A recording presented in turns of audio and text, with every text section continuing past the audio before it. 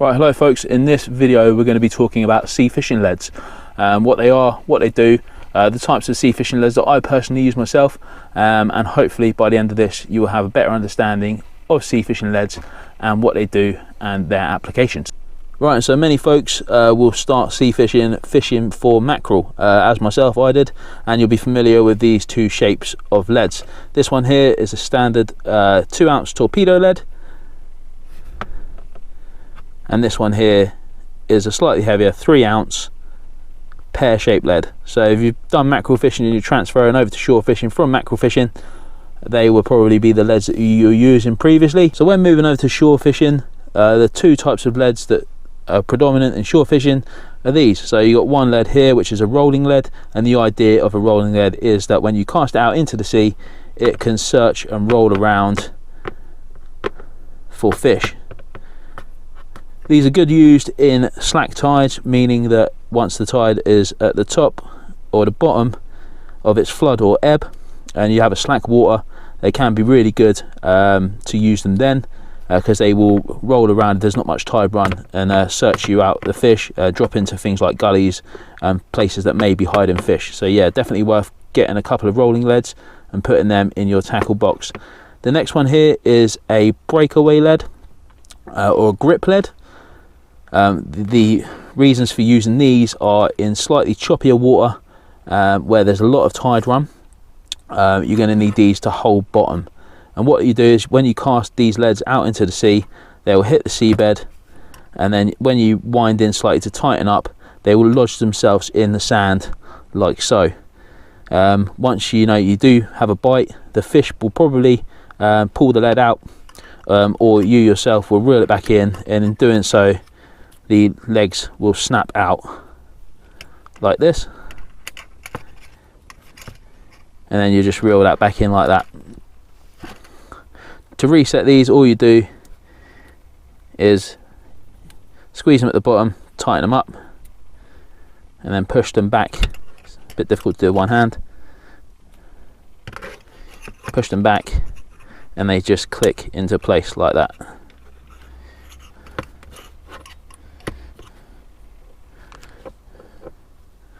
And there we have it. So rolling lead there and grip lead or breakaway lead there. So what I'm going to do is I'm going to show you all the types of leads that I use and what I use them for. Right, so the first thing I want to say is that when you're looking at choosing leads, do check the casting rating of your fishing rod.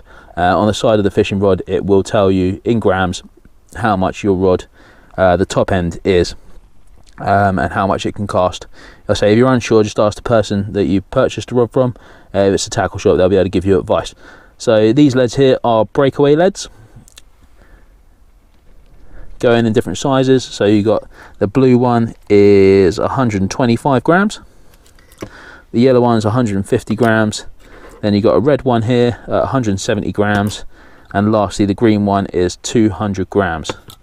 So please do also take into consideration that that is 200 grams just lead. So if you're thinking about casting out a whole mackerel on top of that as well, it's going to increase, and it could potentially put you over your rated casting capabilities of your rod. So do bear that in mind. So just going down the ones that I potentially use, I don't really use the green one because I don't really fish that much rough weather. These are the three that I tend to use the most. The blue one I use in the daytime sessions where it's not too windy, not too rough, but I do want to keep a bit of grip on the seabed there and my rig to stay still on the floor of the sea. The yellow one I use when it's slightly rougher and there's a little bit more tide run. To be honest with you, I tend to use the yellow one pretty much the most out of all of them.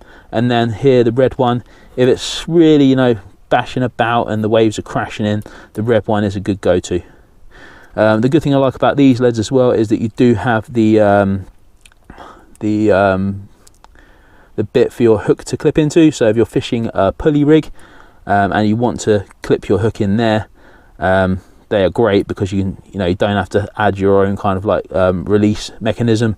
You can just clip your hook in there, and then once that hits the water, the pressure of the water will go in these ridges and then ping the hook off there. So they're quite handy to have that built-in mechanism there as well.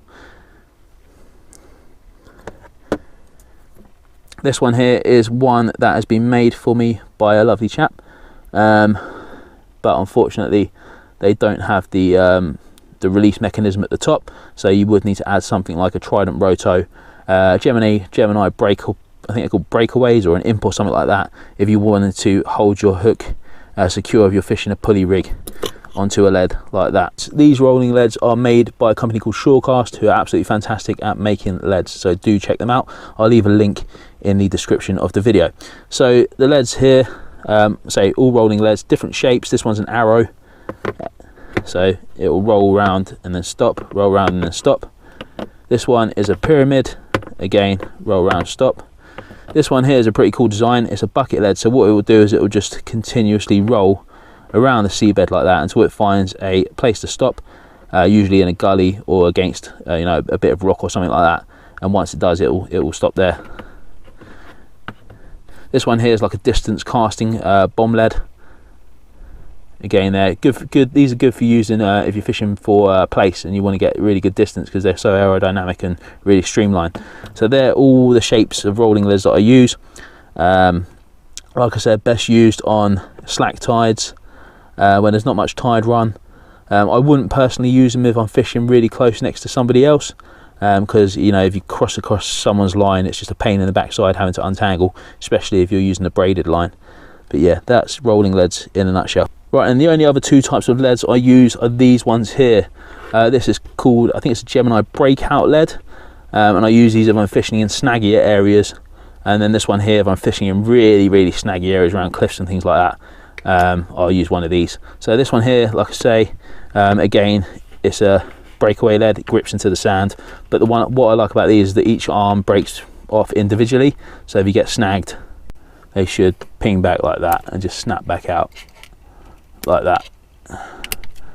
And when you reel it back in, you know, you got all the legs of the lead coming back, and it's nice and streamlined, so you don't get, you shouldn't get caught. I haven't lost any of these, to be fair. I usually you know, if I am fishing, do tend to lose these ones. They do tend to like sticking into snags and things like that. And then lastly, this one here, this is just again one of the breakaway leads. It's got the hook release system in there, but this one has got wire legs, and what I like about this is that if you do get snagged, these can proper straighten out, and you can literally pull out of pretty much any snag really, without losing the lead and leaving the lead in the sea. Right guys, so I hope you have enjoyed that short video on fishing leads. Like I say, the breakaway lead there and the rolling lead are two of the most common leads that I use in sea fishing. I hope you've got something from this video, and you know, now that when you go into the tackle shop, you have a bit more of an understanding of sea fishing leads and their applications and what they're used for. Thanks for watching again. Don't forget to like and subscribe, and I'll see you on the next video. Cheers.